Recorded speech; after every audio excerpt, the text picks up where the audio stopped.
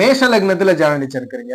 அப்ப பூர்வீகம் புதிதாக உருவாக்குவதற்கு வெளியில செட்டில் ஆகக்கூடிய ஜாதகத்திற்கு 5ஆம் ஆதிபத்தியமோ 9ஆம் ஆதிபத்தியம் தான் முக்கியம்.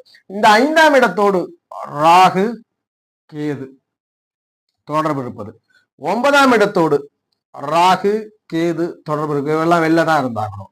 அதுபோல 5ஆம் இடத்திலே புதனுடைய தொடர்பு, 9ஆம் இடத்திலே புதனுடைய தொடர்பு, இந்த காம்பினேஷன் இருந்தாலும் நீங்க பூர்வீகம் இல்லாத வெளியிடத்துல புது பூர்வீகத்தை உருவாக்கி ஆகணும். இன்னொரு அமைவுகள்ல 5ஆம் ஆதிபத்திய கிரகமும் 9ஆம் ஆதிபத்திய கிரகமும் சூரியனும் குரு பகவானும் ஆதிபத்திய ரீதியிலே 8ஆம் இடத்திலே மறைவது, சூரியனும் குரு பகவானும் ஆதிபத்திய ரீதியில 8ஆம் இடத்திலே மறைவது, அதுபோல 12ஆம் இடத்திலே மறைவது, சூரியனும் குருவும் 12ஆம் இடத்துல மறைவது.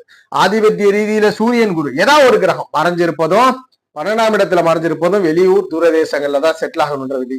5, 9ஆம் இடங்கள்ல ராகு கேதுவோ புதனோ இருப்பது, அல்லது சூரியன் குரு போன்ற கிரகங்கள் சூரியனோ குருவோ 8, 12ஆம் இடங்கள்ல மறைஞ்சிருந்தா ஜாதகத்திற்கு வெளிநாடு குடியுரிமை கொண்ட அமைவை கொடுக்கிறது. இதுல ஏதாவது ஒரு வளர்த்து அந்த தசைகள் தொடர்ந்து நடப்பில் வருமாயின் ஜாதகருக்கு வெளிநாட்டு குடியுரிமை அல்லது வேறு மாநில குடியுரிமை, புதிதா பூர்வீகத்தை உருவாக்கக்கூடிய அமைவு அந்த தசையை பொறுத்து வெளிநாடுகள்லையா அல்லது வெளி மாநிலங்களிலா அல்லது வெளி ஊர்கள்ன்றத உறுதிப்படுத்திட்டோம்.